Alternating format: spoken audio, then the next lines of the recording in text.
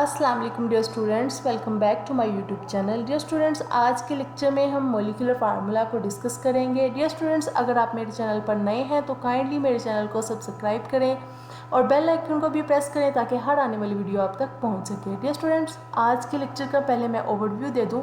Molecular formula के topic में हम डिस्कस करेंगे कि मॉलिक्यूलर फार्मूला होता क्या है, फिर मॉलिक्यूलर फार्मूला जो है वो एम्पिरिकल फार्मूला से किस तरह से रिलेट करता है, और फिर कुछ ऐसे कंपाउंड्स देखेंगे जिनका एम्पिरिकल फार्मूला और मॉलिक्यूलर फार्मूला सेम होता है।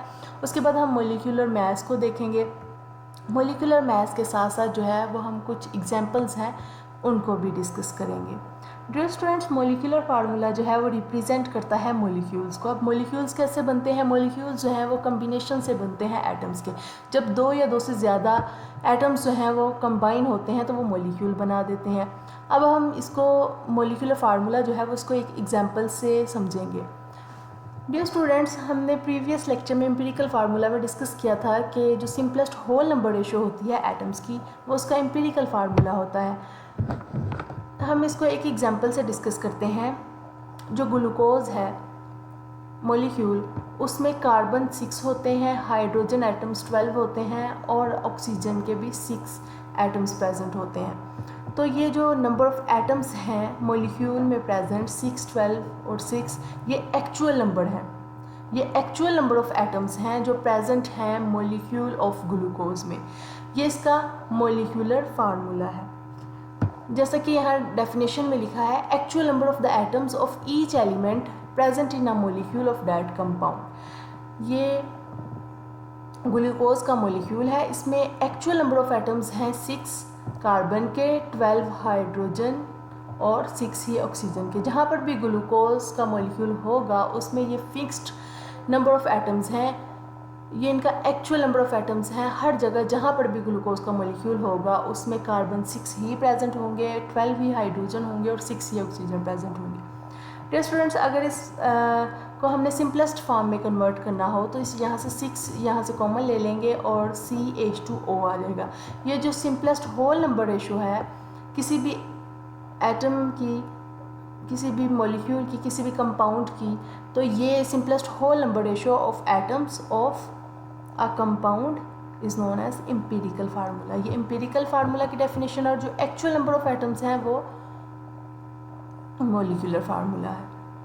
जैसा कि यहाँ बेंजीन की एग्जांपल दी गई है। बेंजीन में जो एक्चुअल नंबर होते हैं कार्बन के वो 6 होते हैं और हाइड्रोजन के भी 6 होते हैं। अगर इसको सिंपलेस्ट फॉर्म में कन्वर्ट करना हो तो 6 कॉमन ले लेंगे, CH जो है वो उसका सिंपलेस्ट फॉर्म होगी जो एम्पिरिकल फार्मूला होगा, बट जो एक्चुअल नंबर्स हैं वो इसका मॉलिक्यूलर फार्मूला है। कुछ कंपाउंड्स देखते हैं और उनके एम्पिरिकल फार्मूला और मॉलिक्यूलर फार्मूलाज को भी देखते हैं।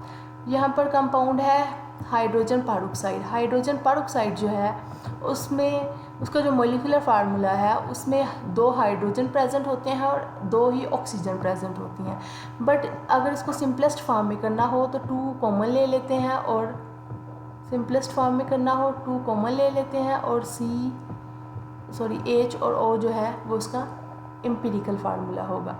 यहाँ पर बेंजीन की एग्जांपल है, तो बेंजीन में भी 6 जो है वो कॉमन अगर ले लें तो इसको सिंपलेस्ट फॉर्म में कन्वर्ट, जो एम्पिरिकल फार्मूला होता है वो simplest whole number ratio of atoms होता है, बट जो मॉलिक्यूलर फार्मूला है वो एक्चुअल नंबर ऑफ़ एटम्स हैं। जो बेंजीन है उसमें एक्चुअल नंबर ऑफ़ एटम्स जो हैं वो कार्बन के 6 होते हैं और हाइड्रोजन के भी 6 होते हैं। ग्लूकोज की एग्जांपल यहाँ पर दे दी। ग्लूकोज में 6 नंबर ऑफ़ एटम्स और 12 hydrogen 6 number of atoms of carbon होते हैं, 12 हाइड्रोजन होते हैं और 6 ऑक्सीजन होते हैं। बट अगर इस का एम्पिरिकल फार्मूला निकालना हो, यानी इसको सिंपलेस्ट फॉर्म में कन्वर्ट करना हो, सिंपलेस्ट होल नंबर रेशो निकालनी हो, तो यहाँ 6 को कॉमन ले लिया जाता है और पीछे जो है CH2O जो है वो simplest whole number ratio form आ जाती है। डियर स्टूडेंट्स, अब कुछ ऐसे भी कंपाउंड्स होते हैं जिनका एम्पिरिकल फार्मूला और जिनका मॉलिक्यूलर फार्मूला सेम होता है, जैसा कि वाटर है। वाटर जो है उसमें एक्चुअल नंबर ऑफ़ एटम्स जो हैं वो हाइड्रोजन के 2 होते हैं और ऑक्सीजन का 1 होता है। अब इसको हम सिंपलेस्ट फॉर्म में कन्वर्ट नहीं कर सकते, तो इसका मॉलिक्यूलर फार्मूला भी यही है और उसका एम्पिरिकल फार्मूला भी यही है। हाइड्रोक्लोरिक एसिड, यहाँ पर एक ही हाइड्रोजन है और एक ही क्लोरीन है। अब इसको भी हम मज़ीद जो है वो सिंप्लीफाई नहीं कर सकते, इसलिए ये जो दोनों कंपाउंड हैं इनका एम्पिरिकल फार्मूला और मोलिकुलर फार्मूला सेम होगा। अब मोलिकुलर मास क्या होता है? मोलिकुलर मास जो है वो sum of atomic masses of all the atoms. अब मोलिक्यूल की बात की थी, हमने कहा था मोलिक्यूल्स जो हैं वो एटम्स से मिलकर बनते हैं। अब जो एटम्स मिलते हैं उनका एटॉमिक मास क्या होता है? जो स्टूडेंट्स हमने एटॉमिक मास का पढ़ा था कि एटॉमिक मास जो होता है वो number of the protons plus number of the neutrons होते हैं किसी भी एटम में, और वो हर एटम जो है वो एक अपने अलग एटॉमिक मास रखता है। जैसा कि क्लोरीन है, क्लोरीन का एटॉमिक मास जो होता है वो 35.5 होता है, 35.5। अगर कार्बन की हम बात करते हैं तो कार्बन जो है उसका 12 होता है, ये कार्बन है इसका 12 होता है। अगर हम ऑक्सीजन की बात करते हैं तो ऑक्सीजन का 16 होता है। तो हर एटम का जो है वो अपना अलग एटॉमिक मास होता है। हर एटम में नंबर ऑफ़ प्रोटॉन्स और नंबर ऑफ़ न्यूट्रॉन्स जो है वो डिफरेंट होते हैं, इसलिए हर एटम का जो है वो एटॉमिक मास चेंज होता है। डियर स्टूडेंट्स, यहाँ हम कुछ एग्जांपल्स को डिस्कस करेंगे। नाइट्रिक एसिड है, नाइट्रिक एसिड में जो है वो एक हाइड्रोजन प्रेजेंट होता है, एक ही नाइट्रोजन, 3 जो है वो ऑक्सीजन के एटम्स प्रेजेंट होते हैं। हाइड्रोजन का एटॉमिक मास 1 होता है, नाइट्रोजन का 14 होता है और ऑक्सीजन जो है उसका 16 होता है। अब इन सबको सम कर लेंगे। इसका हाइड्रोजन का जो है वो 1 है, नाइट्रोजन जो है उसका 14 है एटॉमिक मास, और ऑक्सीजन की बात करें अगर, ऑक्सीजन का 16 है। 16 जो है वो 3 दफ़ा आया है, 16 3 दफ़ा आया है, तो इसको मल्टीप्लाई कर लेंगे 16 को 3 से, तो ये मेरे पास 48 आ जाएगा।